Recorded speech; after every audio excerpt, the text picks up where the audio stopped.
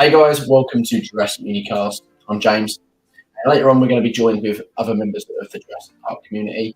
We're going to discuss topics such as good things about Jurassic World Dominion that we liked, bad things about Jurassic World Dominion, happy decisions that they made canonically, and what is next for Jurassic. At the end, we're going to do an Ask Us Anything Jurassic segment for you guys in the live chat coming up.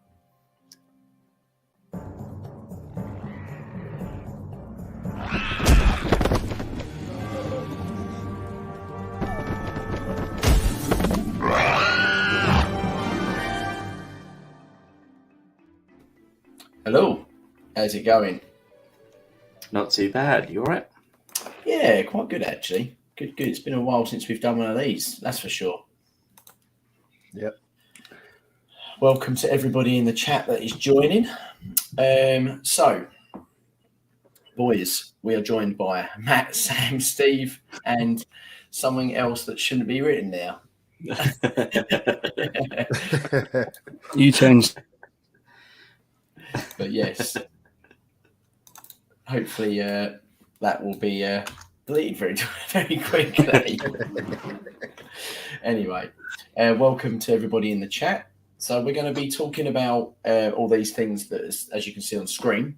So if there's anything you want to ask, wait until the end of the section that's coming up. The first thing we are going to talk about is the good things about Jurassic World Dominion. Okay, so what we're going to do, we're going to ask around the table. So this might be difficult for Steve, but I know that you did like it a little bit. Do you want to go first? Yeah, I can go first. Okay, so two things that you liked about Jurassic World Dominion.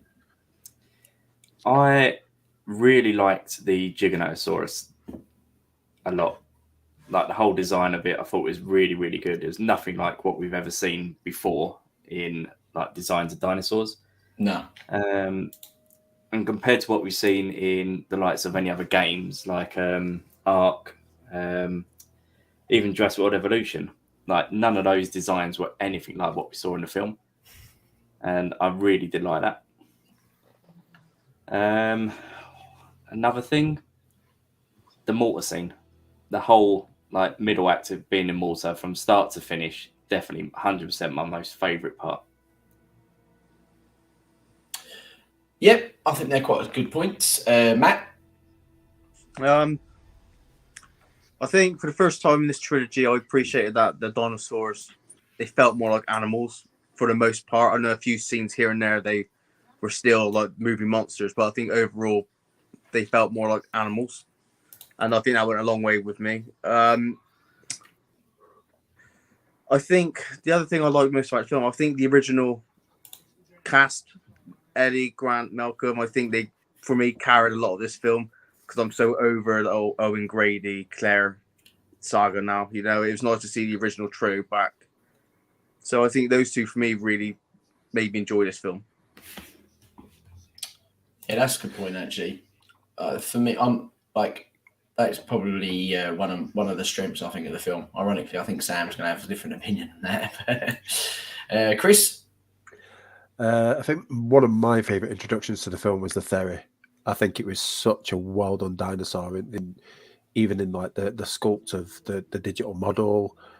I mean, making it blind was an extra little thing that didn't really like. It wouldn't bother me if it wasn't blind in the film, but I think it was a nice touch just to make it a bit more kind of scary in that scene with Claire. And I think that whole scene with Claire and the Theory was pretty good overall. So I think the Theory was a really good addition. Second one, I would probably say I was torn between the motor scene and the introduction of how the older legacy characters was introduced to the film, because that's one thing I was worried about before we saw it, was how they were going to get them into the film and make it feel believable. So for me, yeah, I think I'm going to lean towards that. I think I'm going to go with the introduction of how they introduced like Ellie, Grant, and Ian, because I was worried about how they might put them together again without it feeling forced. But for me, those were the two best things, the Theory and that. Yeah. Sam? James. How you doing? So, well, are we limited to 2, or can we? You can go for a few more if you want. I was just sitting here thinking. I mean, I've still only seen it 2.5 times. I think for me, obviously, I agree with Chris a bit. Like the Therizinosaurus, when I first saw that, that was like mind blowing because there was no visuals out there or anything like that. But that whole sort of build up from the sort of like the plane getting attacked to Claire ejecting to that whole kind of her crawling away from the Therizinosaurus that's like top 3 in the franchise for me of just awesome scenes. Yeah.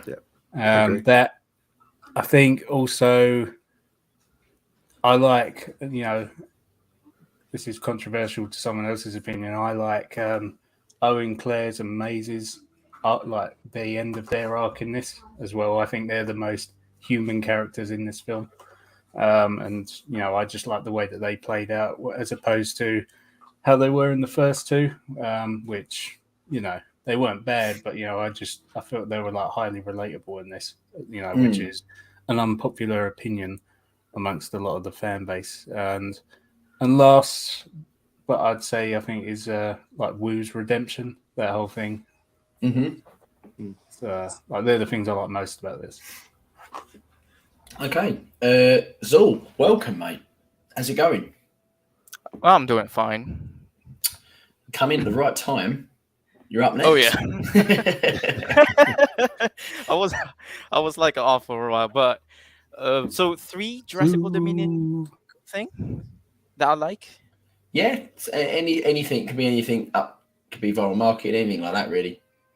Oh, okay. Well, I really do like the Dino Tracker stuff. That is just really, really fascinating and very, very good because it just shows how the dinosaurs could actually interact with our world. I really love that stuff. What's your favorite one? Quick. Oh, T-Rex. For sure. There's nothing else. I'm gonna choose a T-Rex, of course. But yeah, with the movie, I'd say I really, really love the para roundup sequence where Owen just snags the Parasaurolophus and tries to calm it down. I find it to be entertaining. It's quite good. And it's the third one. Oh shoot, the third one I would say. Oh, this is quite hard because I don't know what to choose. I'm going to steal that one for myself as well. The para at that. There's number 4 a roundup and the poaching scene. Right. In the extended one, though. Yeah. Oh Extended yeah. Yeah. Where Yeah, it with actually the makes sense. teleport. It actually makes sense, yeah. Yeah. And I think it's a good it links into the game as well, the Jurassic World Evolution game, because that when you play that sort of part of the story in Jurassic World Evolution as the DLC, you kind of it almost expands that world that we don't actually get to see in the film. And that scene with the extended version, you kind of get a bit more of that, especially when the poachers come inside of it. So, okay, seeing as there's no one else, I'm going to go next. I'm probably going to steal a couple of the same things. My favourite thing is probably the Malta scene. I think without the Malta scene, I think it'd probably feel quite long and drawn out, the film. The extended version already does kind of feel a bit long in the final act because of that extension. So I think the Malta scene kind of gives you a break from the slow part of the story, and it's just action-packed, and it's a bit of a mixture of different genres. And it's quite fun, and you get to see Barry, which is one of my favourite characters in the Jurassic World part of the 6th film. So I was quite happy with that. And another thing I was really impressed with is the dinosaurs in this film. Just as a generalization, because I love the design of the Giga. Really, really like that. I know a lot of people, there were a selection of the fan base that wasn't impressed with the whole spine situation. But to be honest, I really liked the spines because it made it stand out to all the other large theropods, even though it's very similar to an Indominus in some ways. The spines really just give it that cool guy on the block sort of look, and it's very reptilian looking. So I really like that. But the dinosaurs in general, the Therizino, absolutely loved that scene. I wished it was actually longer and even more drawn out in a way. And some of the concept art for that was just superb. And the Pyroraptor, I loved the design of the Pyroraptor. I just didn't like the way it was used. That was good. I actually, the orange frill on the Dilo has even grown on me. I wasn't a fan at first, but the orange frill of the Dilo has grown on me. It's just the way that they puppeted it. I didn't really like very much. It would have been much better in CGI. And I wished we could have seen more of the origin of the Atrociraptors. But that could probably segue into some of the bad things that we don't like about Jurassic World Dominion. But yeah, they're two of my favourite things. The other, I was really impressed with I really liked the original cast coming into it. I actually think without them, the movie, as much as I love Owen and Claire and their family dynamic, I think it's not enough for this story to be carried. And I think without those original casts, without Malcolm with his quirky quotes and Ellie, this is really Ellie's film. Like, she's so good in it. And I get where people say that Alan Grant was a bit like a granddad along for the ride. And you do get that impression the more you watch it, which makes me laugh. But I'm happy to watch that though. I don't care, because I love watching Alan Grant get the ump about a guy asking what coffee he wants. That's the sort of stuff that I want to watch. But for a new gen audience, it's like someone bringing along Uncle Albert. Yeah, it is. But that's what I liked. And but yeah, so they're the sort of things that I loved about Jurassic World Dominion. Unfortunately, we just didn't get to see enough of that stuff, and there was a lot of stuff that obviously we can talk about in a little while, which could have been done. Oh, and I will add, I like the Jurassic World viral marketing as well. Well done, Sam. Good job. Very good job. Cheers. So I think we should move on to the bad things about Jurassic World Dominion. Lots of people in the comments are saying some things. Some of them, Jurassic is for babies and TikTokers. That's what Capitation taught me. Designs in general, Dominion has loads, and none of them are less quality than quantity. So some comments in there. Let's move on to Steve. What are the things that, because me and you went and saw this together, and we both came out of the cinema not really sure of how we felt. Like from previous films, when we saw Jurassic World, we were blown away. Yeah. And when we saw Fallen Kingdom, we even come out quite buzzing for that one, didn't we? Yeah, we were. I mean, even like after the opening scene and basically the whole battle with the Indoraptor, we did come out and we were like, you could see that we didn't enjoyed it. Yeah. Whereas this one, we just had this sort of, I don't know, like pause and look at each other, like. It's like, but do you think that was because you knew it was the last one and there was nothing else coming after it, or do you think it was just because it wasn't quite as good as you maybe thought it was going to be? See, if the film had ended with how Malta played out, I think we would have come out of that film completely buzzing. I do think that the last whole scene may have just killed a lot of the excitement. What do you mean, if the film finished at Malta? Well, not at Malta, but that's sort of the same level. 20-minute film. Yeah. The same level of intensity. When the Atrociraptor falls out the plane and the credits roll. Perfect. Credits. Yeah. But it was just a mixed feeling, wasn't it? We just didn't know how to feel. Yeah. So, put it into words. Do you know what it was that you didn't like though? Like, is there anything in particular that you can just I wish they'd just cut that from the film? I mean, yeah, sitting there. Now I know like a load of fans wanted more dinosaurs, as many new species of dinosaurs as possible. But the way they utilised a lot of the dinosaurs in this one is just like, well, what's the point? Like with the Pyroraptor. Yeah, the Pyroraptor. That whole scene with the Pyroraptor, not needed at all. They could have scrapped that and the film would have made no difference at all. I'm just sitting there going, okay, like the Pyroraptor's a really cool design. I like it. But is it needed? I think the Pyroraptor would have fitted better in the scene, like similar to where the theory was. I think I would have preferred to see it in a scene similar to that. Yeah. It just seemed like every 10 minutes there was a new dinosaur that, just thinking, all right, they're just throwing more and more species in. Oh, look, there's that toy. Oh, look, there's that other toy. Anything else, Dave? Not that I can think at the moment, but I probably will come back to something. We'll come. I'll tell you, if we do one, we'll just come back round again. Matt, one thing. I'd probably just follow on what Steve was talking about, like probably the end fight. I think it was probably one fight too many. I mean, we've seen it time and time again. I don't think the Therizinosaurus was needed.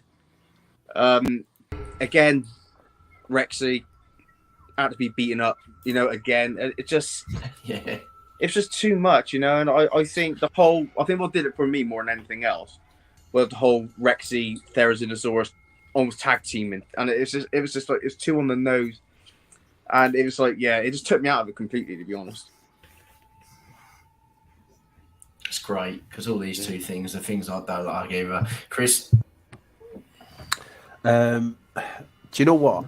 Yeah, I hated the ending, the way the Giga died, but for me, the worst part of the film and the thing I wouldn't necessarily cut it, but I'd change the way it was done, was everything from the office at the end where Dodson was in to the part where he gets killed. That whole scene of him finding the can, which I hated. I hated him finding the can of Barbasol. Hated it. I would have liked to have seen it on the shelf, but I just didn't think it needed to be in the film. And his death was the worst thing I think I hated in the film. Like those dialogues the dialogue was outside before we're clearing, and all of a sudden they're in the tunnels. Like for me, it just didn't make sense. It didn't need to be there. I would have preferred he had been found his way outside from the train once it stopped, and then they get him. You know what? That's a good point, Chris. Sam, when you went to see that the first showing, like a year ago, before the preview one, didn't Jack or you bring this up? What, the assembly? Yes, the one that you went and saw ages ago, before it came out a year ago. Are you talking about like the review thing that we put out? I think it was in that podcast. Yeah, I don't even remember what I said in that. That was recorded over a year ago. Oh, okay. Well, it was to do with the dialos. He was kind of talking about the geography of the dialos, and because I think Jack mentioned. What in the tunnel? Yeah, because obviously this beacon attracts everything into the main area, but these dialos all of a sudden are just there in the mines. In the other tunnels, it just made no sense. I think it's just like it's just a convenience. Yeah, convenience. It's just for satisfying the audience, isn't it? Dodson getting his comeuppance. Like I say, I don't mind him getting killed by the dialogues one bit. That was quite a satisfying death for him. But I think it took me out of it because it was in the wrong place. And he just didn't make sense for me, so it took me out of it. You could look at every film in the franchise, and everything was convenient. That the Rex. Oh yeah, is in the visitor center. You can name every single film that there's a convenient situation just to drive the story. The other films, I don't know why it just didn't seem to take me out of the film as much as what this did. It just I don't know what it was about it. Do you think it's just because expectation was higher for this film because it's the end? So everyone, you kind of see it with the first Jurassic World where it was just like everyone had their own expectation of it, and unless it kind of fits within that mold, they're not open to accepting that. People are more opposed to that. I'm not saying you are. I'm just saying that. No. I get what you mean. Yeah, because like everyone wanted the ending. Like this is the end of like something that people have loved for nearly 30 years. So they're overcritical of it, I'd say. I think the thing that people have mostly complained about is the ending of the Giga as well. But whilst I didn't like that, I can get over it. It's not, even though it's convenient. Again, it's not something that bothered me too much. But I don't know. It was just I just think if they would have done that death somewhere else that made sense, I wouldn't have been bothered at all. I think it was more the location of it that got to me more than anything. But whilst it didn't spoil the film for me, I do think it's something they could have done better. I think what the issue was where the location of his death was, it didn't show the dilos in great light. I think they looked quite poor in that tunnel. Like when they were outside with Claire, they looked so much better. So if that death took place outside in the woods, the jungle, whatever, I think it would have been more satisfying. Yeah. Well, he rolled out in the amber cave with the Dimetrodons and just got chewed up. Yeah, that would have made more sense. Another one though. Do you know what could have been? What he could have done? You know where that scene where Claire almost gets attacked, and Chris Pratt goes live with that. That could have been a good area for him to have been attacked and killed by the Dilo there. Yeah. And put that later on in the film. The thing is, that's so far away from the like the tube thing, isn't it? The hyper tunnel. Yeah. Because they evacuate that into the amber mines, and then they jump in the car with Malcolm, don't they? Yeah. Driving, so. You're right. That is far away in terms of the way the story pans out. But then you would adapt the story so that they wouldn't need to go in the tunnel, if you know what I mean. Like something would make him go in that. Can they got rid of the Dimetrodons altogether and had the Dilos in the amber mines? Yeah, they could have done. I don't know for what purpose they would be there, but yeah, they could do. They could have done that. With like one of the gates that's open, which leads to the forest, and that's just where they hide. And then that would have made more sense for when the train, maybe they could got the hyperspeed train thing to actually run past that area, and that's where dodging stops. Like the train stops. But that's another thing. I've never understood why the Dimetrodons are in the bloody amber mines anyway. Yeah, what are they surviving on?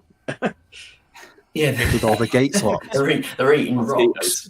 They're eating biosyn workers. Didn't you read the I'm a rock biter. Documents on surviving the on Dino Tracker? Salt rocks or something.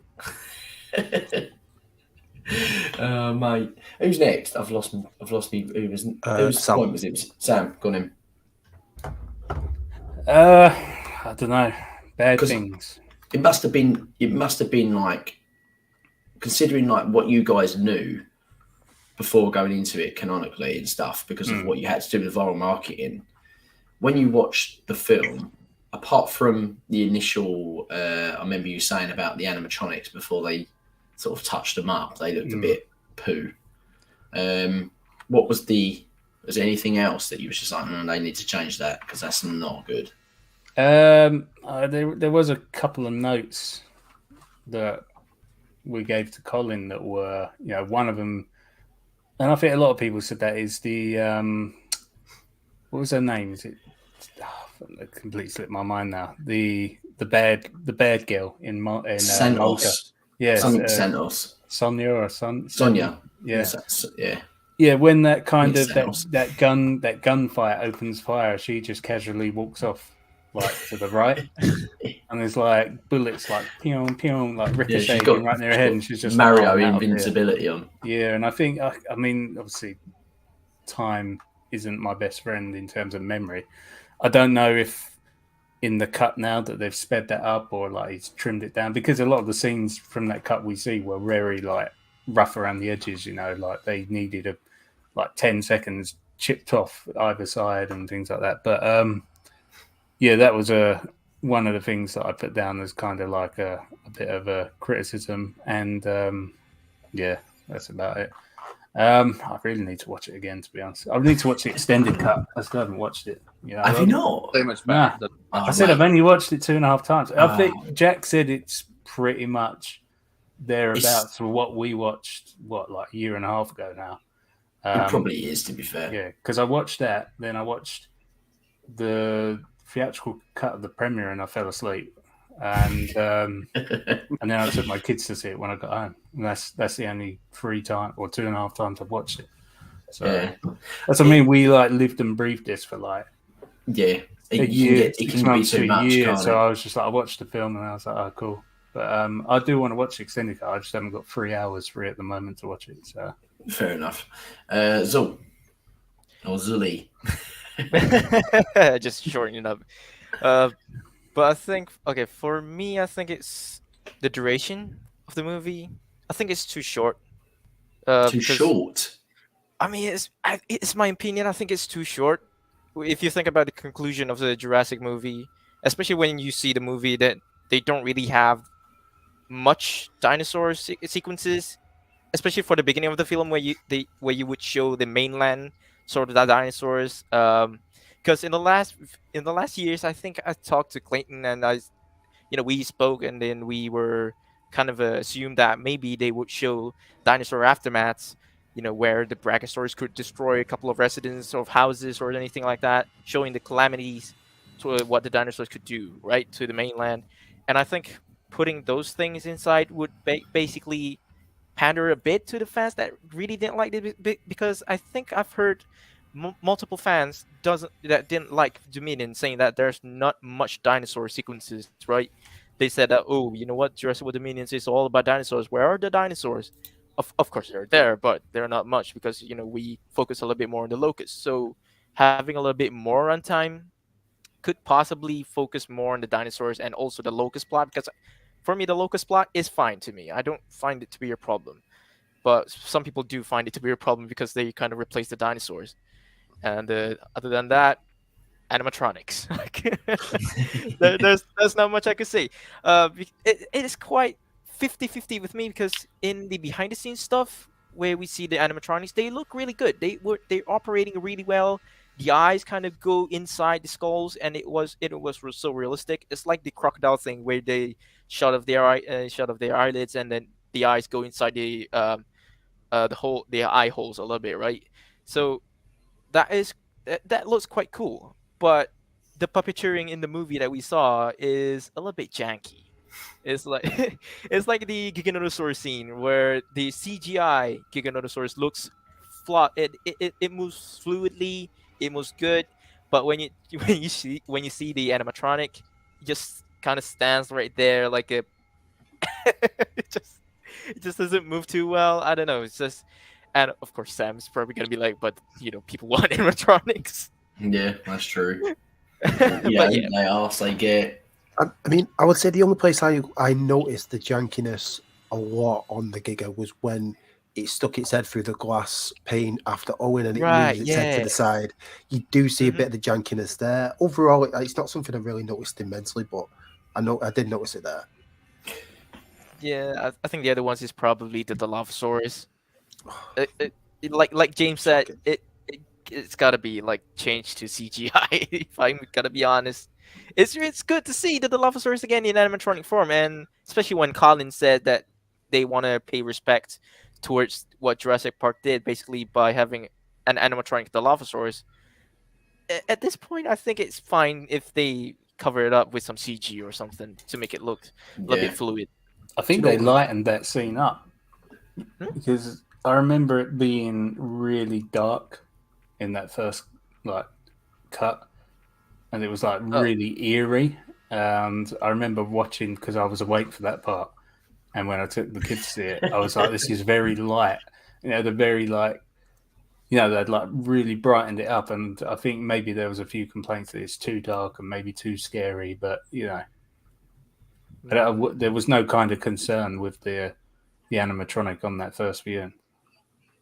Oh, I meant the movement, the puppeteering. It just, I don't know, it just looks a little bit weird.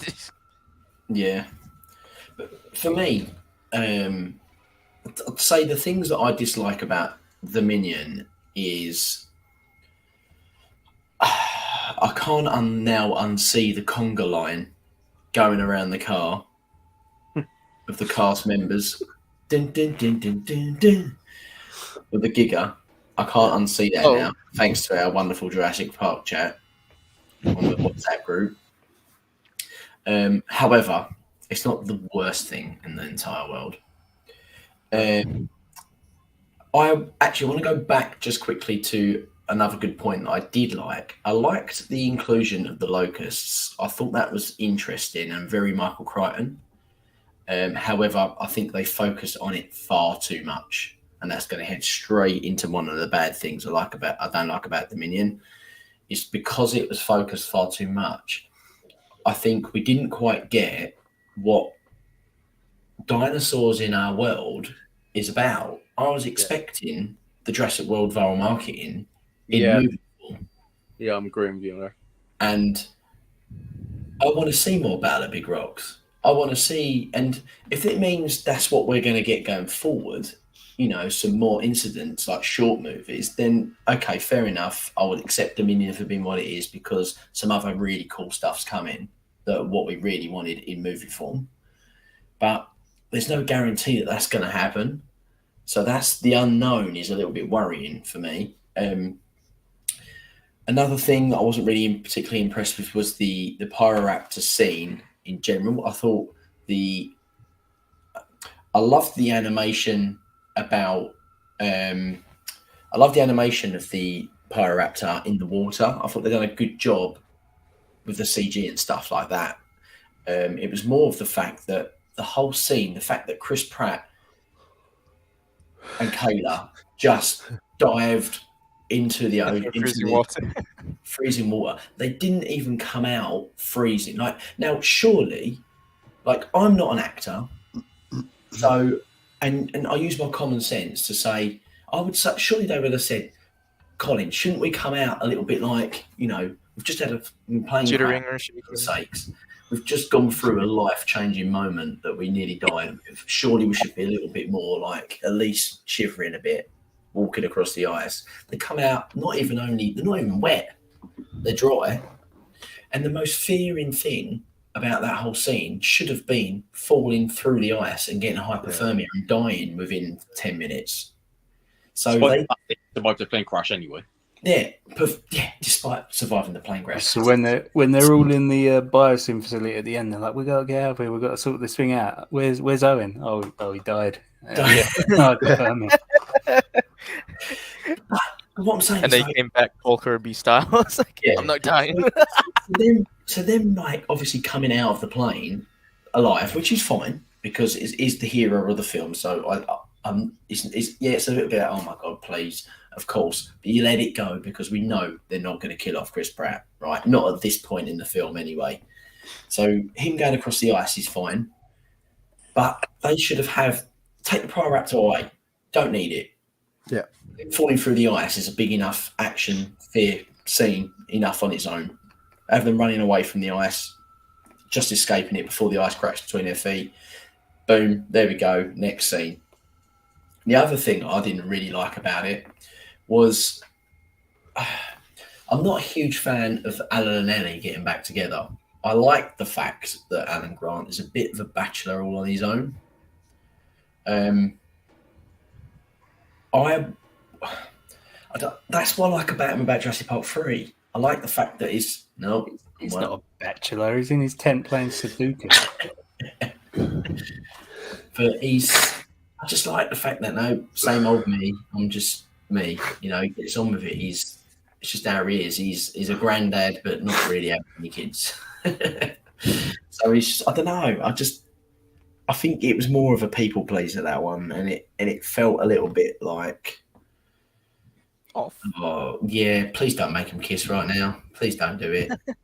I'm glad that Alan had the same sort of personality that he did in Jurassic Park 3, though, because I think it would have been so easy for Colin to sort of bring him back and try and make him more like the Alan Grant we grew up loving from Jurassic Park. But you can tell, like the whole dialogue between him and Ellie in the tent is like, I'm past all that. Like talking about the dinosaurs and his past experiences. I'm glad they kept that sort of side of him, because after your events like on both islands, you would be like way inclined, weren't you? You wouldn't be like all passionate about dinosaurs again, like seeing them in the flesh.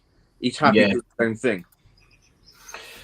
It's like I said, I'm not complaining about them, as I think they were fine. I actually really enjoyed watching them on screen. It's probably one of the things that I enjoyed the most, actually. Just seeing them back together and, you know, bouncing off each other at dialogue, it just felt real. Yeah, Like they really had been apart all that time. Yeah. And that was great. And that really is why I think that they were one of the strengths of the film. But I guess going back to what we could have had, I feel like this whole Biosyn Sanctuary, I think that the headquarters shouldn't have been in the thick of where all the dinosaur action was. yeah, I think it could have made do of being away. Like, okay, leave the Biosyn Sanctuary there. That's fine. And they've got an airport. They've got an airstrip. They fly the animals out of there. They don't actually have it as an observation area, because that's all they've done is basically made another island. But instead of the ocean, you've got mountains around it. yeah. So we're effectively getting the same situation again. However, this time we're not actually following the characters in peril, because most of the time they're inside the building, especially the ones we care about. They're inside the building where they're completely safe anyway. So have an animal break into that facility. The light systems go out. Turn all that black and red lighting that they had with Ellie and Claire in that area when they turn all the power out. Have the pack of Dilos break in there. Have something like that. Maybe a pyro. Or a Pyroraptor break in there. I don't know. Anything would have put some more suspense into that scene. No one in this film at any point did I feel that they were going to die. And this is the problem I have. Yeah. What Camp Cretaceous has done. It's almost nerfed. Because you think Jurassic World was a violent film. Spielberg had his touch on that one. But it felt like they had no one tying their hands up with that. It felt like they wanted to come back with a bang, and they did. I know it wasn't brave, were they? They weren't brave enough. Right. Absolutely, Right. they was not brave enough. Characters should have probably died. Now, whether that was like Wu or a Malcolm, I think. I thought Malcolm should have died. But No one died. no. No. But like you said, you knew no one's going to die. They never, ever, at any point in the movie, felt like they were in any danger whatsoever. And I'm sorry, The Giga- Rexy should have gone for me. Yeah, I agree. Rexy should have died.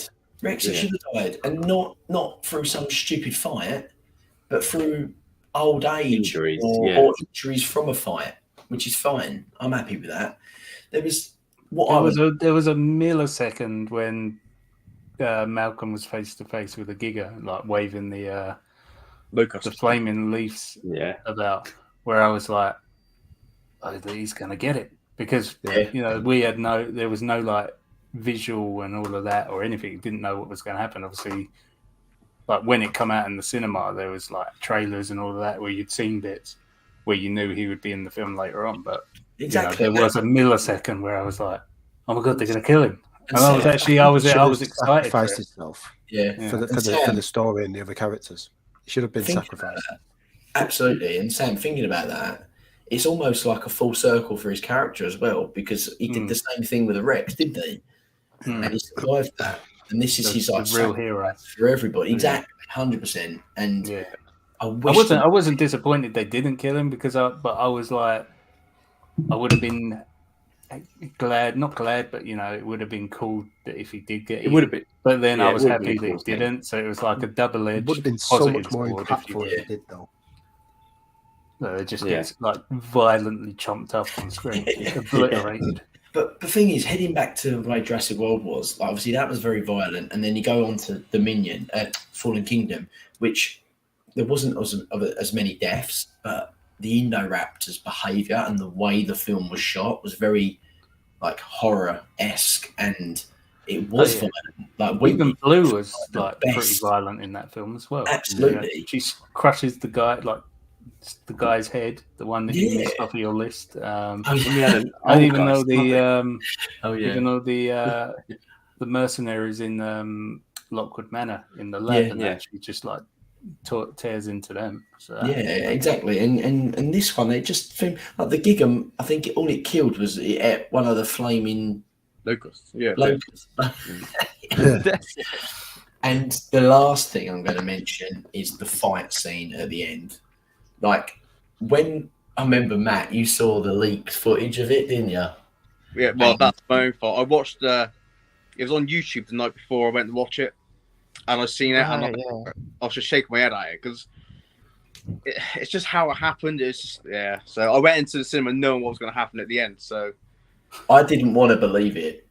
no. A little bit of me was just like, nah, please don't tell me he's just like Freddy Kruegered him.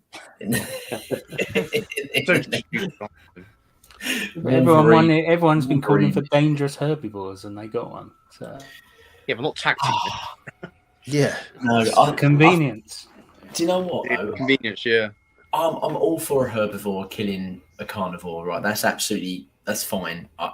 And I Would like. have been better if Wu got flipped in the air and got impaled on him or something. Yeah, Yeah. I'm I'm gonna for a have to leave herbivore you killing with a it. carnivore, but not a Yeah. carnivore using a herbivore to kill a carnivore. yeah. I would love to have seen like a human just get swiped by it and just get knocked like flying. But what I was going to say about the death scene, for me, what frustrated me is the fact. Actually, it kind of segues onto the next point, so we can move on to the ugly decisions canonically. Right? This death sequence kind of links in for me. Now, one of my pet hates is the fact that they've added in the buck and the doe, but they haven't, almost like an afterthought. Yeah. Okay, let's just give them something. But the whole time, the fans are going to say, well, why have they not brought that in? So you're telling me that they've said that they've had a Giga this whole time and they've brought in the T-Rex when there's already 2 T-Rexes on the bloody island in the valley anyway. So it's not really a big deal. Would you want to hear something? In what Colin told us, this is a little sneak, not a sneak preview, but an exclusive of what was going to happen in the film. What he said originally was going to happen at the end is that they were going to bring. He did that. Collared onto him. But yeah, I think what really should have a massive missed opportunity. What they should have done was, Rexy can die, but once Rex is dead, the other 2 Rexes come in and then take the Giga apart. Then the Rex is still the winner of the franchise, if you want, just not Rexy. That's the way he should have gone. Sorry, he's such a pillow. It just cracked me up. Yeah, sorry, Chris. Say again.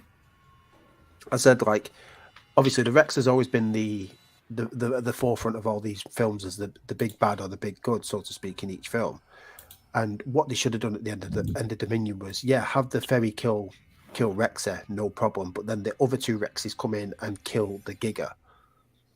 You know what I mean? Because then that still has the Rexes on top, but not necessarily Rexy. Exactly. And like, how sick would that be if the main T-Rex is injured, right? She's getting up, but she's limping about. She's an old girl, isn't she? Yeah. So she's getting about 30. up, and then you hear like, and like, well, both of them, 2 roars, and you're like, I wouldn't know what that means because obviously we don't know. This would be just like a fan service surprise, but I don't care. That's what I want. I don't want to see that stupid pushing onto claws. Well, you're saying that somebody online on YouTube actually did a fan animation. They did, yeah. I've seen it. Yeah, you've seen that, right? Yes, it's really cool. And imagine that they come in and the Giga has to take on 3 of them. Now, it'd get torn to shreds, so the Giga wouldn't happen. But I'd rather see that, even though that's not exactly what I would want, but I'd rather see that than what we got, knowing what came later. Do you know what? Even if the ferry, when it was fighting, was was even like swiping at it, it's spilling. It's like using its claws to spill out some of its guts and intestines and stuff like that. That would have been a better death than it just sitting on its claws like that. Thing is, it's like, come here. thing this is how I know the Buck and Doe were a complete afterthought. They were just thrown in there for fan service. Because if you think back to the plane ride between Ramsey, Ellie, and Grant, and then that's when Ramsey tells them that they stockpiled deer population for the apex predator, which Grant asked what it was, and then obviously Ramsey said, Giganotosaurus, but then he also says for now, because he's just explained to Grant and Ellie that the T-Rex that they know from their past has been brought over to Sanctuary. But so he said, for now, so implying that if they fight, then T-Rex will become the apex predator. But like you said, if the Buck and Doe are already there, why is he saying that? Because you know what I mean. So it just goes to show that there's no real thought put into it. They just threw the Buck and Doe in there for the original fans would love this, but there's no At the end, no common sense with it. Yeah, it just reminds me of Edward Scissorhands. That's what it's like. Steve, what do you think? What was your thoughts? Because obviously that was one of the things that we spoke about when we come out, weren't it? Yeah. I just thought, great. The villain of the film, well, I say villain, it's not really a villain of this film, but has died again by being impaled, and Rexy survives. So not only have we got the basic ending of Jurassic World, we've also got the ending of Fallen Kingdom matched up into one fight scene. It died as well. That's what frustrated. It didn't need to die. No. Because it wasn't a villain. It wasn't an Indoraptor or Indominus Rex. And for the first time in this trilogy, like one of the big theropod carnivores actually felt like an actual animal. It didn't feel like a murderous monster like the Indominus or a killing machine like the Indoraptor. It just felt like a normal animal doing its stuff. And then it gets tag teamed, and it just annoys me so much.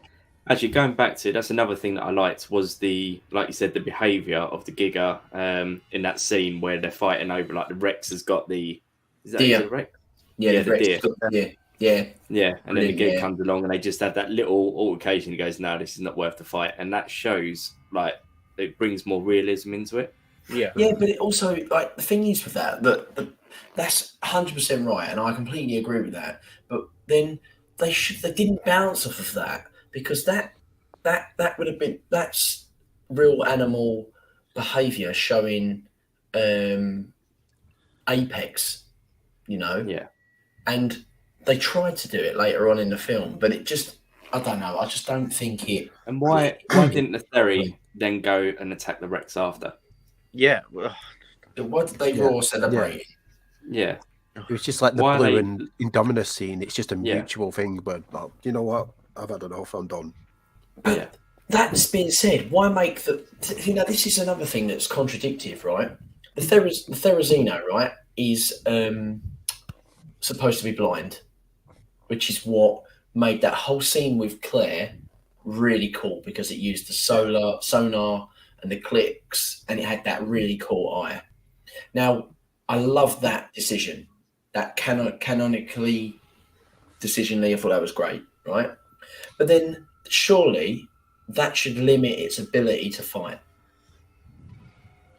Because would it want to fight? You can't tell me that an animal like that would know where the animals are because it uses sonar, but it wouldn't use its animal. But you think of a dolphin or something like that uses sonar to get around. It's still got vision. It uses its sonar to get senses in the water. So, like a bat uses its sonar so it doesn't hit things. Do you know what I mean? Think that the blind Theory wouldn't, like you said, wouldn't want to go into a big altercation with two massive apex predators. Exactly. It would more want to go, right, I can go over here where I'm going to survive. I'm not going to go up and fight. I'm blind. Absolutely. And make that creature, make it a partially blind. One eye not, one eye is. And that way you think, okay, so it's not partially blind. Yeah. And make it on the eye where Claire was hanging from the plane seat. So you can't see it that on was that part of the vision. the right eye, but I think it was not on the left eye. Well, if it isn't on the left eye, then that's I'll hold my hands up. But yeah, I think it's only blind in one eye. But then why's it got sonar then? No, I mean, it still doesn't have the perfect sort of focus. It only have one eye. So you said it was blind. Was it blind in the left eye? Yeah, it was blind in the left eye. Right.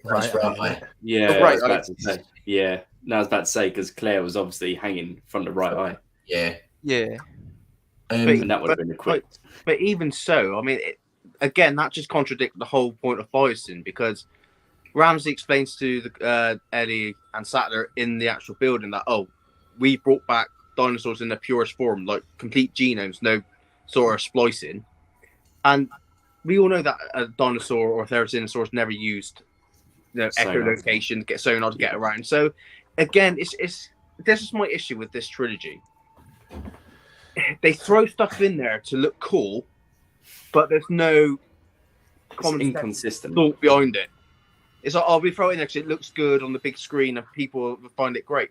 But it's fans like us that really dive in to this sort of stuff, and then we sort of pick it all out and then tear it apart. And that's my issue with this trilogy. They just throw stuff in there because it looks good, but it doesn't make sense overall most of the time. It's got no depth to it. No. Do you know what? I did like is the flashback scenes with Charlotte Lockwood. I quite like them, so we got a little bit of an insight going back into how Maisie was created. While I don't think that storyline played out great in the whole line of the story arc, I did like the scenes looking back and what she was doing with Jurassic World and Jurassic Park and stuff. Yeah, no, I think if we want to, before we move on to what is next for Jurassic, because I do really want to talk about that. One of the things that I wasn't really impressed with, and this is actually to do with Camp Cretaceous, is the way Dodgson finds the can. Yeah. And because of the way he finds the can and the chip thing in the dinosaurs' heads that they remote control them, they've then brought that into Dominion as an opposed tie-in, which to me it isn't. But because I could discard that, I want to discard that from my memory. But that thing did kind of annoy me. I wish they'd shown a flashback of Dodgson getting that can. You don't even necessarily need to see him visually, facially. You could just see, the hand getting, or that with a wristwatch on that you see him wearing later on, and getting the can, and you hear like the dialo and some guns firing, and then I don't know something, and then it cuts to the modern day with the T-Rex and the break-in. I would do something like that, and we didn't really get that. So the can just getting stumbled across, just lying in sand, did make no sense in Camp Cretaceous whatsoever. And it annoys me. Sorry, go on. I was saying, I'll tell you what would have been cool. The person that Nedry was supposed to meet to hand over the cryo can, if Dodgson had a backup plan if it never arrived, and obviously he would have put a sort of like tracker beacon into the cryo can. Yeah. And the bloke that was waiting goes, right, he's not there. All right, the boat's going to leave, but I'll go and get the can. And then he ventures. They just do a little flashback of the bloke going, he should have been here by now. Let's go. And he brings up the tracker thing, goes, there it is. And he finds the can. Boom. My biggest issue with it is the fact of he's got this can, right?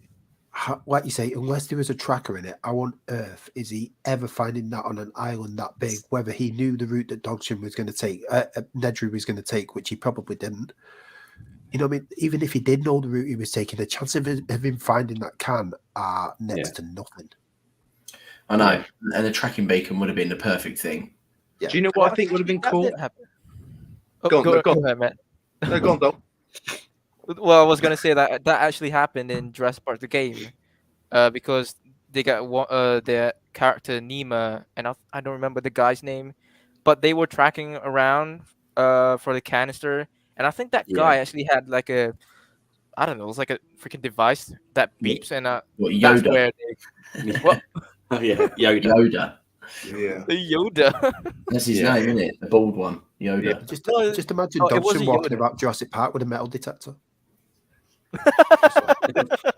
See, what I think would have been cool is that that cryo can shouldn't have even been introduced in this film. That cryo can should have been introduced in Jurassic World. Yeah. Because you think, when Wu goes into the office and he's talking to Masrani about obviously the creation of the Indominus. Obviously, when they scan around the room, you see all the amber sort of deposits on the glass shelves. If you saw it then, and I mean, it would still would have been explained, but the fact that they found it like so earlier on, because the fact that, again, going back to the Buck and Doe, with this can, it's like they just threw it in there for fan service. Oh, look, they got the original can from Jurassic Park, but you can't throw something in there like that but not explain it. And I don't take camp quotations as canon is crap. So I've not even How seen dare you? season It is 4 canon. onwards. no, You haven't. Steve hasn't even seen season 4 properly yet. Yeah, you know what? It's a real tough one because I didn't think this World trilogy would go the same way the Park trilogy went. Because they're so different. Like Jurassic Park, I think Jurassic Park and Jurassic World are good enough movies to stand alone on their own. They don't require anything to come before it. Like Jurassic World, obviously, the core of it is it wouldn't exist without what's come before it. But they could have introduced this whole amber situation without anything relating to Jurassic Park, full stop. They could have just introduced that there and then. That could have been the first film. And it wouldn't have to rely on anything in the past. It was almost like a compliment to the first film. The Lost World, obviously, that was never intended to be made. And Crichton made a book which didn't even stick to anyway, which is really strange. As much as I love the film, it was so different to the story in the book. And then obviously Jurassic Park 3 was a bit of a disaster when it came to the structure of the way the movie was made. But I actually still really like it. There's still elements of that film that I love. But it kind of went like that in pecking order. Now, with Jurassic World and obviously the story in the original trilogy didn't link up. They're literally 3 separate stories with the same spine that they revert back to. Whereas the World trilogy, from start to finish, was one story because Colin obviously has been involved the whole time. So I was expecting big things for this trilogy to end up having the same impact the Lord of the Rings trilogy had as one full story, one going full circle. And what we got was almost like, this is really Colin's film. Jurassic World was Colin's film to a certain extent, but he had Steven Spielberg holding his hand on it through the whole way through. And Fallen Kingdom was what we wanted to see visually because of Bayona. Had Colin's input, and it was obviously the middle ground, and it was the one that was trying to, set out what was going to come later on. So it was, I don't know, I kind of feel a little bit disappointed to a certain extent that was the way the franchise went full circle. I was really expecting a little bit more, and it's not necessarily, I don't know, I don't know, do you guys feel the same? Yeah. For me, it was very, very similar to what Star Wars did with the final 3 trilogy, where it was like 3. I know it wasn't quite the same as having 3 totally different directors not following the same kind of script or storyline, but for me, it was a little bit like they were just kind of going it off the hip with each film, thinking, oh, this will work for this one. This director's got this kind of style, so, we'll let him do what he wants with this film. And then this director's got this style. It just kind of seemed a little bit like that, where they was kind of following a little bit of story narrative, but they was kind of just letting them do whatever they wanted. It's like with Dominion, to me anyway, just my opinion, it feels like it's not the film that we were promised. I mean, we were promised dinosaurs worldwide, and we got that, but we barely even scratched the surface of it, because like you alluded to earlier, James, most of the film, or most of the important parts of the film, take place on a sanctuary that might as well have been an island. Yeah. Just inside a building, mate. Inside a building. Yeah, and it's like, I thought we were really going to, like the viral marketing stuff, which is absolutely fantastic. That's what Dominion should have been. Instance like that. But to go into a sanctuary, which might as well have been an island, I feels like a cop out. And I think somewhere along the line between Fallen Kingdom and probably the pandemic, I think Colin might have just changed his mind on certain elements of the film. Because I think what a lot of the issues fans got with Dominion, it feels like I won't say like Jurassic Park 3, where because that was a disaster, like even during filming, but it's like they threw stuff together and just hoping it would stick. Yeah, that's what it feels like Dominion to me in a way. And you know me, I love Dominion, but I've said to you, James, in recent weeks, the more I've watched it, I mean, I watched it right now, and I've got more flaws with it now than I ever had before. We need to do a commentary on this because we can talk about this stuff while we watch it on the screen. Yeah. And we can discuss these again even further because I think it sounds like we're being really, really negative, but I think it's because we love this franchise so much and we expected so much more from it. And this is what I said. Like, we're the fans that will dive deep into this stuff and we'll sort of pick it and tear it apart. Because we do it because, like you said, we love this franchise. Like Sam said, we've loved it for nearly 30 years. And we don't know where it's going to go. But that's obviously going to segue into what we're going to talk about in a minute. But we genuinely don't know what the future's going to hold. So if this is all we're going to get for the time being, you know, it feels like it does feel a bit let down. Like I think we didn't get what we promised, I think. It's like what you said in terms of like, yeah, fair enough. We're the ones that are not necessarily hating on it, but are picking out its flaws. But we're also going to be the community who's going to be bigging up the next big thing in Jurassic and looking forward to the next big thing in Jurassic. Exactly. And whilst we're like picking at the film, the majority of the film, the rest of the film is still great and still a really good film. It's just that we nitpick the little bits that we don't like, and maybe some people brought up a bit online. We've all slated Jurassic Park 3, but we still raved and promoted Jurassic World. Yeah. So we will do that for the next one. Exactly. Sauna Communications got a really good point here. Actually, I'm conflicted about the setting. Yes, we should have had more dinosaurs in the world, but if they do that, what's the story? It would be like 15 minutes of the Lost World, which everyone didn't want. But then I loved that. The San Diego sequence is one of my favorite bits. It makes no sense to be in the film whatsoever. I think it's just stupid, but I love it. I love seeing dinosaurs in everyday environment. And when I was a kid growing up, like how old was we, Steve? 9? 10? Right, when the Lost World came out, it was about 9 or 10, right? Perfect age. Our imagination was running wild anyway. We were perfect age for all the toys and stuff and games coming out, PS1, all that sort of stuff. So the Lost World was massive for nostalgia for me, probably more so than Jurassic Park, because at that age I was more terrified. At the Lost World age, I was perfect. And seeing the T-Rex outside the boys' window, I'd look outside my bedroom window and think, Christ, the T-Rex head would be as tall as that. Yeah, honestly, I had recurring dreams that the T-Rex was chasing me to my school. Constantly, But this is the sort of stuff that scene brought for me. Now, watching it back, maybe the guy like Sauna Communications might be a lot younger. I'm not so sure, but for a generation that wasn't around that age, around that film, they probably didn't get that feeling. They got the entertainment side of the feeling rather than the relation side of the feeling of that part of the film.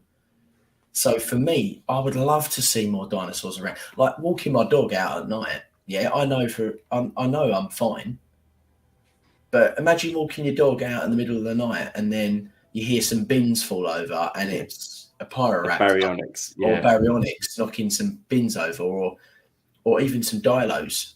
I was going to say, I hear that, but it's usually got the junkies around the corner. Or when you're in Paris and you see some raptors in the long grass. Yeah. But cheers, mate.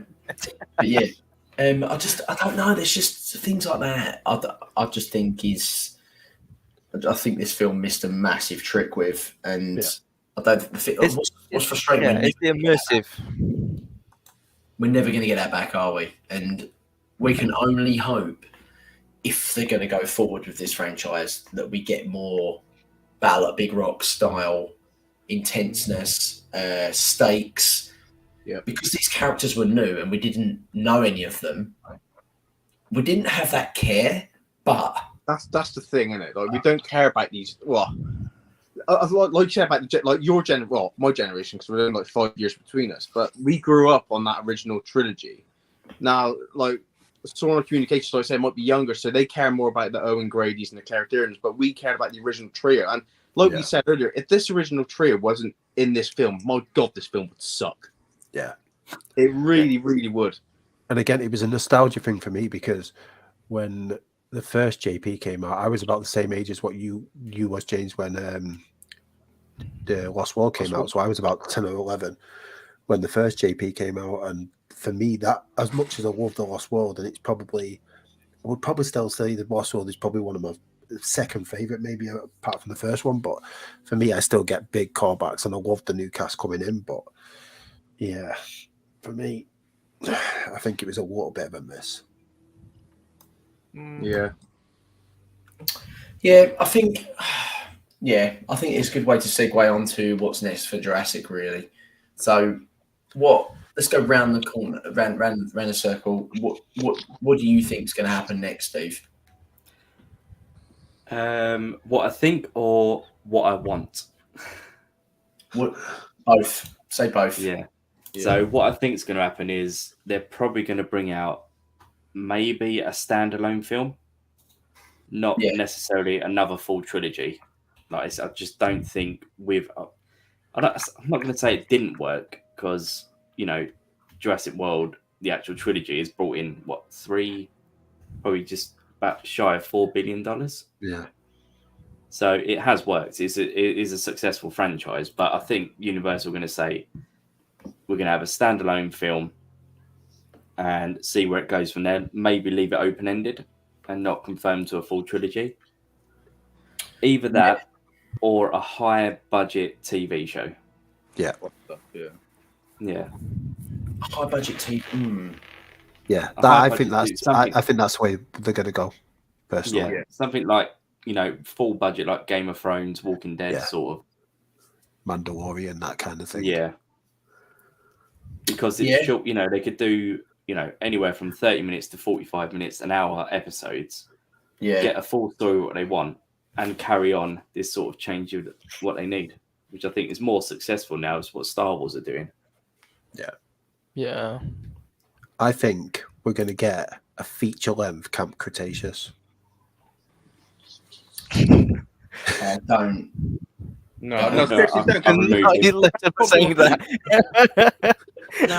No, it's not even funny at the point. And then a couple of months later, we'll get the extended edition, 4 hours long, Camp Cretaceous.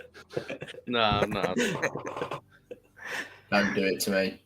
No. Don't even bring it up. That's probably what's going to happen. Like, I mean, what I want, I'd want a TV show more than anything. I think we're living in times of like Netflix and Amazon Prime, and that's why so many things, like so many shows are going down that road anyway.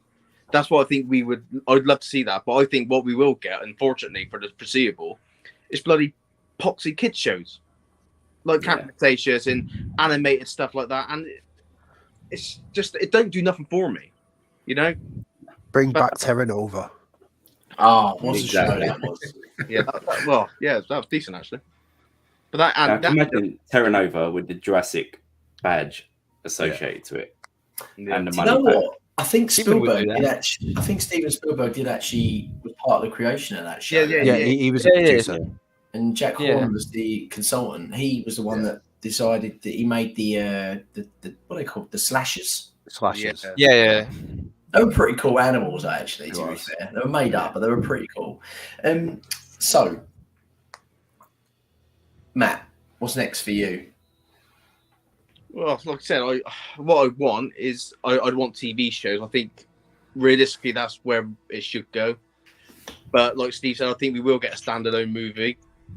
But I know what's going to happen, and they will go down like the kids route because they know with kids it's going to sell. Like because the merchandise that comes with it, you know what I mean? So the toys, stuff like that. But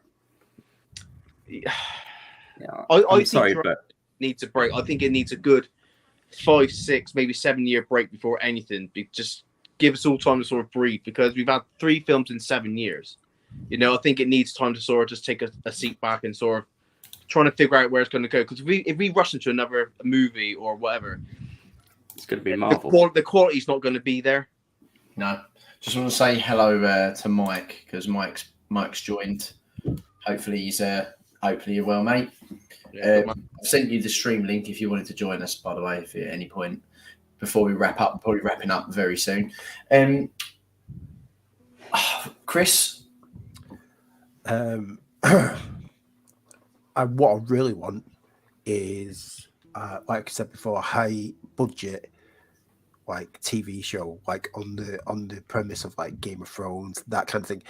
My only issue with it is the fact that when you think of a high budget thing with Game of Thrones, it's not got a huge amount of visual effects. And yes, it's got the dragons in the odd scene here and there, which are probably the most expensive visual effects scene, and maybe apart from the big battle scenes. But when you think about doing a Jurassic series, that's going to be something that like I said, like Mandalorian, which is filmed on the what's it called? It's like the the LED strip thing. circular Yeah, thing, 360 the IMAX Yeah. screen type thing. Yeah. Yeah. So that's filmed on that, which makes it easier for them to do it with the CGI and stuff. But when you're talking about introducing like dinosaurs in there, it's a lot higher budget, and I just don't know whether they'd put that much stake in the game to do a series like that and risk it not paying off. But you Even say if they this. did like 6 episodes a season, something like really short, make it a year Yeah. between seasons, they can have that whole year of like getting the filming right, getting the CGI right, getting everything you need and all the production values to where the quality is needed, and then release those 6 episodes like one a week, and then Yeah. you've got another year to wait. It's like, what was it? What's the highest the new Lord of the Rings of Power. Like that Yeah. was what, 10 episodes, and that had an immense amount of visual effects in that. It was really good, actually. It was a really good show, and I really enjoyed it. And I think if they did something along that line, and they've got the budget and they'll put the budget in to do it, then I think, you know what I mean. It And let's will pay face it, off dividends. if Lord of the Rings can do it, if Star Wars can do it, why can't Jurassic?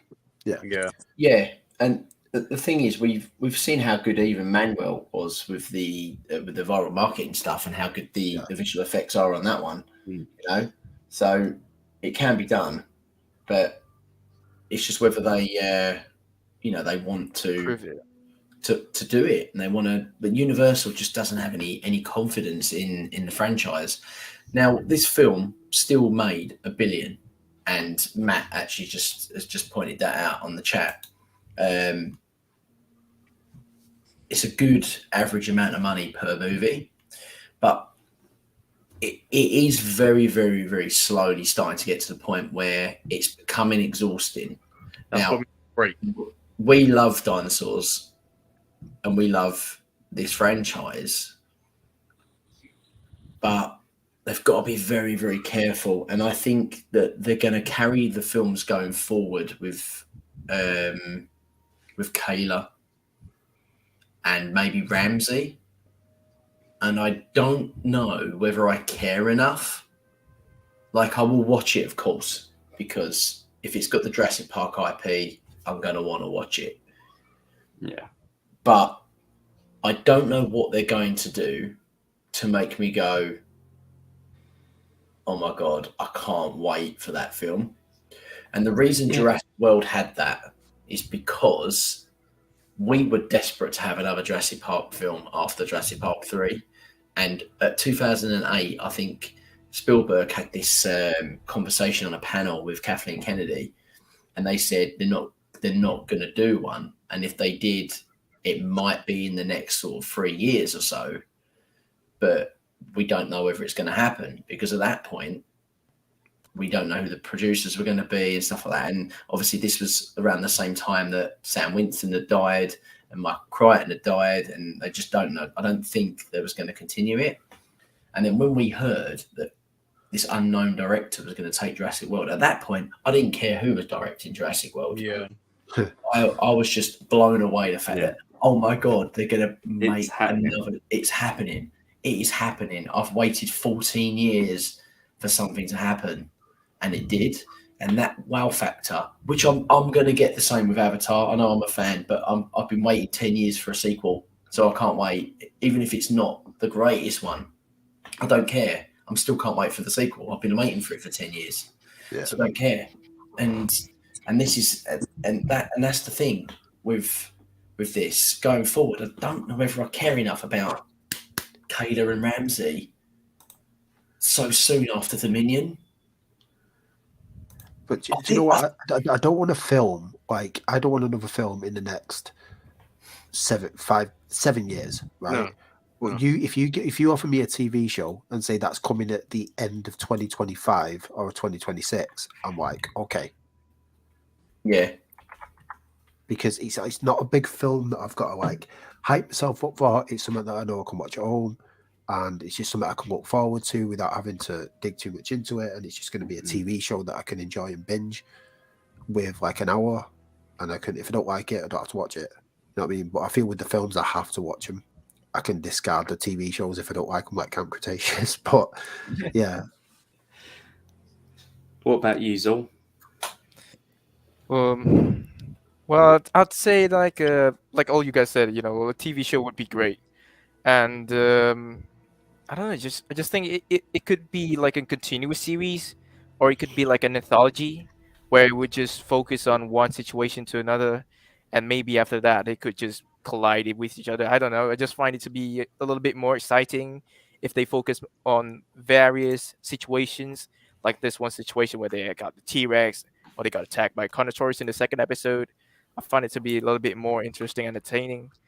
And I don't know. It's like, I think something like that, the fans could possibly achieve it if they actually get to direct something like that. Because I've known like a couple of people that wanted to do like a short film. Some people like want to do like a Dilophosaurus short film, and another doing like a Carnosaurus one. And I think that's quite interesting and quite, quite a variety for people to enjoy. But again, I think they're probably gonna do is Camp Cretaceous because kids, like what you guys said, kids like Jurassic Park as they perceive it. But when I showed my younger cousins who were like 10 or 8, when we met each other, and then I showed them the Camp Cretaceous, they don't care about it. They don't care. Every single time I go back to my old parents' house, they were like, "Can we watch Fallen Kingdom again?" Because they love that movie. They love that movie. Like Yeah. you said, kids don't like Jurassic Park. They like Jurassic World. That's the thing. My Because boy they're liked generation. Like, my no, boy I liked meant like Lego Jurassic World better than Camp Cretaceous. yeah. But your Danny loves the Lego ones, doesn't he? Yeah, the Indominus Escapes. I've tried to get him to watch Camp Cretaceous, and he goes, "Yay! No, I want Lego." I do like that. the I do Lego like that. films are I do like the Indominus Escape. It is quite funny, actually. But then Well, that that's goes back to good. how good a Jurassic World the film is, because as much as it's a stupid version of it, it is still quite funny. we need to make an Isle movie, like Jurassic World in the Isle, and just make a feature-length film of it. Yeah. They call This is- documentaries. Everybody did that. But do you know what though? This is what I think. Hopefully, that if they need to, if they're dead set on moving this franchise forward and keeping it going, they need to bring back on. They need to keep Chaos Theorem, because without those, the majority of our fan base, like in terms of like our age group, maybe 20 plus, I think they're that age group care the most about the lore and the most important dynamics of where this all stems from. Yeah. Keeping them on board to maybe even make a short film themselves, giving them a bit more budget. They obviously trust them enough to give them the canon as a consultants and to produce the viral marketing. They've done a good enough job using this viral marketing for the Dino Tracker. Why not let them have the reins to have a short film? They don't have to use, friends and family in the film, but they could use the community as ideas and get a general consensus of what fans really want from the ground. And I think something like that, like without the canon, without all the Chaos Theorem, I would say I'd want probably a TV show or something. But why they're using them? Why not use them for to get the best they can? For what we actually really want. And I think if they were given a little bit more license to do something, or even more license to have a bit more of a say on the decision making, then I think we would get something a bit better. But that's just an opinion. Everyone else might hate that idea that's not in our panel. But No, it already happened though. Like Fox actually did that with the when they were trying to do when they were trying to release Alien Covenant. Fox actually did that. They gave like a couple of budget to some unknown directors who not in the big industry. They give them budget and they made like short film anthology, and people love that. Like there's a lot of positive comments towards those short films, and Fox actually did that. They give them a little bit budget, and these directors would come up with some ideas, and fans would love it. They could possibly do that same thing with Jurassic, but I don't know about Universal probably gonna approve that or not. I'm not sure, but yeah, it could work. It could work really. yeah, I think so. That's the thing, isn't it? It's just so like I'm just worried. That's all it is. I'm just worried. I'm at an age now where I obviously, we've had our time. We've always got that. No one can take away the 6 films that we've got from us. So we've always got them. So whatever comes next, if we want to discard it, we can, because it's almost like a brand new series, brand new franchise. The story is a brand new one. So we can not even watch it full stop if you don't want to. That's the good thing about it. But I'm just hoping they don't cater too much to the Cretaceous generation, which is kind of worrying. But anyway, we've got 8 people in the chat and we need to wrap this up. So we've got 6 minutes of Ask Us Anything Jurassic from the live stream comments. So from now on, we're going to read out anyone's questions, pop them up on screen. But yeah, so far I've enjoyed this chat. I think it's been good. It's been the first time we've actually spoke about any of this, hasn't it, boys? Really? Yeah, been a while, haven't it? Definitely. And I didn't expect you to come on, Zor, so that was a nice little surprise. It must be, what time in the morning is it there for you, or in the afternoon? It's in the morning. I think it was 5:54 a.m. You got up at 4 o'clock in the morning to do this, to talk a load of crap. Not really. With a load of English blokes. I was actually I was actually working a little bit on some animation stuff. So I thought, like, well, you know what? I'm still awake, so why not? Yeah, well, I appreciate it anyway. We've got okay. Matt says, "Would you guys?" Let's put it up on the screen. Would you guys like to see a prequel set in the 80s in the creation of Jurassic Park, like a Hammond film in, say, 2025? Yes. Okay, Matt gives it a thumbs up. Absolutely. I'll give it a thumbs down. I wouldn't mind. I'll explain why. I wouldn't mind seeing that, because you think you'd have what's her name, Maisie's mum, and all of her story could be built into it. I think it's more interesting to see, like, the first time they actually acquire prehistoric DNA. That side of it really, like, gets the juices flowing. Yeah, but really though, like, for a film, for 2 hours of no dinosaurs, of 2 geezers digging. Well, no, you don't have to spend an hour like building up to the first dinosaur. Like, you can have it all explained in the first sort of 20-30 minutes, but then you see the construction of the park, and then maybe incidents that led up to why the raptors had to be taken out of the paddock and put into the pen. There's things like that. See, I think that works perfectly for a TV show. Yeah, it probably does suit a TV show better, to be honest. Yeah, because you don't have to rush. You can take, like, every episode, say 45 minutes an episode. You can really sort of take your time getting stuck into it and like fleshing out how you want to flesh it out, sort of thing. Right, they could Yeah. put in cliffhanger in some episodes, so kind of like hyping up the next episode. People were like, Yeah. Get to see like For a a film young outlet. Muldoon.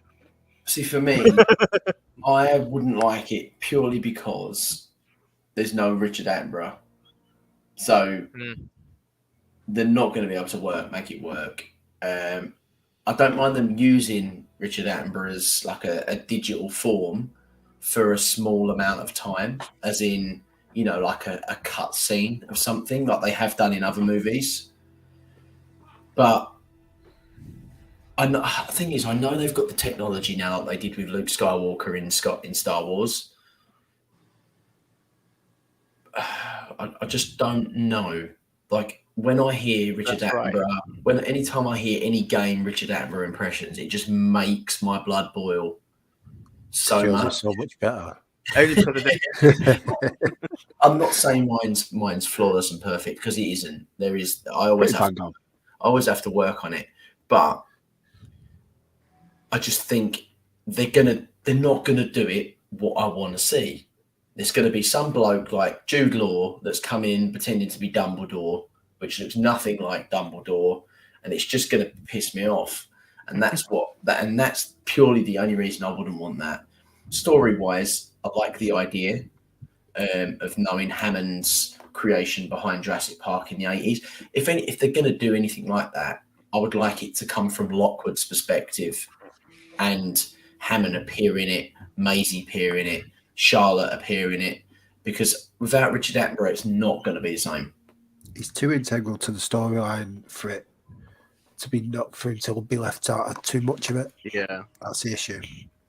But it's a great idea, so I'm not putting that down, Matt. But it's just for me. I just think they would do it wrong. So I would rather not have it than them do it completely wrong. If Richard Attenborough was in his 80s still, maybe 70s, late 70s, and his 80s now, then I'd be like, absolutely. But I think to recreate him as a main film about him, I don't know whether I'd want it, and I don't think it'd work, because kids certainly wouldn't want to watch it. It'd literally be for a fan service for people our age that would want just a bit more canon lore. Yeah. It'd be okay for an episode as part of a series, maybe as a flashback. Sometimes they do that, don't they? They have series. Episode. That'd be okay. Anyone else? Any more questions? Dark Spark says, I want Indoraptor horror movie. Gaming Art says, have you subscribed to the Gaming Aisle? No. Why not? I have. People in the chat, have you subscribed to the Gaming Aisle? If you haven't, go and check them out. They are excellent. If you like dinosaur-related content. I am, Mike. Have you seen Mike's question? You're looking forward to the new prehistoric series? Absolutely. That's a good question, actually. That looks insane. It does, yeah. It looks like very high budget as well, which I'm actually really pleased about. Is David Attenborough in it? I don't know. Is he linked to it? I don't think he is. I Did don't know. you notice in the trailer the Rex roar at the end was the Jurassic Park? Yeah. I hope that's not like serious. I hope that's just sort of tongue in cheek sort of thing. But yeah, that's the only sort of thing I noticed about it. I was like, ugh. But everything else looked fantastic. Yeah, the CG looks good. Imagine if they did the voice you're now hearing is David Attenborough. Spare no expense.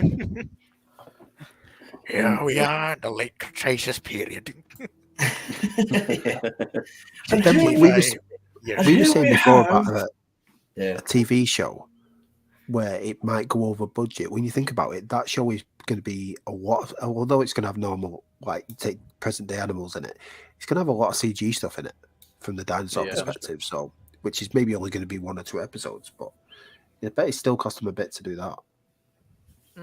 Wait, I think it's going to be only like 1 episode.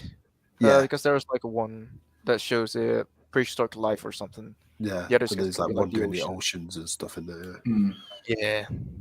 Colin Communication says, do you think anyone is capable to do a future Jurassic project? Personally, no. We saw that example in Camp Cretaceous. I would leave Jurassic Park in its grave. Who do you think could do it, or do you agree with me? I think if I want anyone to take over, I would like Bayona to do it again, because as much as the writing and the story of that film isn't my favourite, I love the aesthetic of the darkness, the horror, and the tone. But other than that, I'm not sure. I wouldn't mind Bryce giving it a go, because I think I like her Star Wars stuff. See, I'd quite like when you say Star Wars, I'd quite like either one of two people to have a go. Either Deborah Chow, who's one of the directors who does a lot on the TV shows from Mandalorian and stuff like that. Yeah. Another one is I don't know how I feel about it, but Jon Favreau. I don't know if he would slot. I just don't know whether he'd slot into the universe enough to do it, but I'd quite like to see what he would do with it. Yeah. Good choices. Like, I know I'm not going high.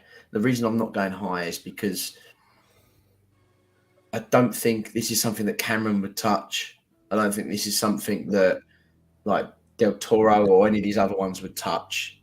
I think you've got to have a director that is known for, like, I wouldn't be shocked if they got Michael Bay into it. No, it wouldn't be the most shocking bit of news in the world. But You'd have the Dinobots back, wouldn't you? yeah, but I don't know what the reason I think Bryce would be a good choice is because she's new to it and she's a bit of a yes girl, but at the same time, she loves this. She loves Jurassic franchise. Like, I think it is her baby. And I know she would put her heart and soul into it. And she would listen to fans. The only thing that will worry me about it is it probably would go a little bit more softer. And it won't feel like the same style of movie because it depends on the writing. I think Emily coming in has already changed the writing style format. It does seem a little bit more catered for the younger audience. And I think that probably would be the direction. I don't know. It's a tough one. Steve? Yeah. Zoned out. Yeah, no, I've zoned out a little bit. That's fair enough. Chris? Oh, you said yours, didn't you? Yeah. Yeah. Zul? I don't know. I like your opinion about Bryce taking the helm, because she directed episode 3 for the first season of Mandalorian, where they have the what you call them, the ATSTs. Yeah. The ones that look like chicken, right? And it kind of have like a sort of horrific, like a horror sort of a look when it just stands out from the bushes. It seems Well, that like was really Jurassic... one like the rice fields, wasn't it? Where he went into the rice fields after him, and it came out the forest. That was a really good episode. Yeah, that one. It has like a Jurassic feel sort of thing to it. So I think if Rice takes it, it could possibly work. Michael. Yeah. You're probably right, Mike. Probably gonna napalm sword. Yeah, napalm sword. Yeah, but for me, I would like going forward, because I want to wrap this up. Let's just quickly say this comment: an album testing film post Hammond's death in the Simon Masrani Doctor Who late 90s era would be fun. Another great idea, Matt. I just think that without the actor, I don't know whether it would be done properly. That's all. Okay, I think we should finish off. Let's finish off on a high and say one thing that we absolutely loved about the Jurassic World saga story. I'll start. I loved all of the main characters that we've grown to love throughout the franchise. Like Bryce, Chris, I liked Maisie, and I loved the original 3. And I think Wu's redemption was a good not what I wanted. I wanted him to die, but that ain't the point. I liked his character throughout the World Series. I'm going to go for something that's not obvious. I loved the soundtracks to all 3 films. Oh, yeah, excellent. Yeah, it's a great choice. I did too. Yeah, Giacchino did a fantastic job. Matt?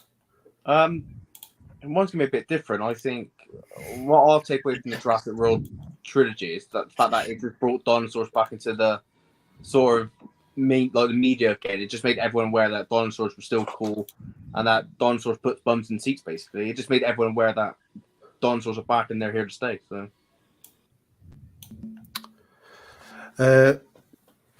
The one thing I take out the series is more one scene out of the series. Really, was that first opening 5 minutes from Fallen Kingdom. For me, that was some of the best in the new franchise. So that, for me, that's one of the best things about it. What about the whole saga, though? Like the whole 6 films? That's great. It's a good one for the World Trilogy. One for the World Trilogy. No, that is a good one for the World Trilogy. I mean, overall, out of all 6. Alan Grant. Okay, cool. Yeah. Short and sweet. Cool. Well, I think for me it's the I guess the CG, the VFX, because good choice. well, well, you guys might be thinking that I'm just this sort of geek guy who loves the CG, but I just appreciate the people that in the CGI industry, because they started with Jurassic World and people were like giving comments that the dinosaurs don't look real, and in Fallen Kingdom they tried again, and it does look a little bit better, and time again they basically improve in every single year after the Jurassic World, and they got the dinosaurs to actually look real, especially in Dominion. Even though the movie doesn't have that much dinosaur sequences, and it's, I would say, not much entertaining when it comes to like the dinosaur ones, but the CGI is definitely like top tier when it comes to like Jurassic World Dominion. It just looks real, and especially when again, like what Matt said, it gave people like a hope, saying that the dinosaurs still look cool at this point, because people will always assume that the dinosaurs are for kids when it's actually not. Yeah, no, absolutely. I'm going to change my answer to that. Okay. Right. Okay, guys. Thank you very much for joining us in the chat. Really appreciate you staying all this time. And if you haven't, obviously, go back and check out the segment so you can leave a comment on any of the stuff that we shared our opinions on. And of course, don't forget to like and subscribe if you are new, and if you're old and you've been in on the channel for a while. And only one thing left to say, gents. Life. Find a way. Bye-bye. Bye-bye. Bye.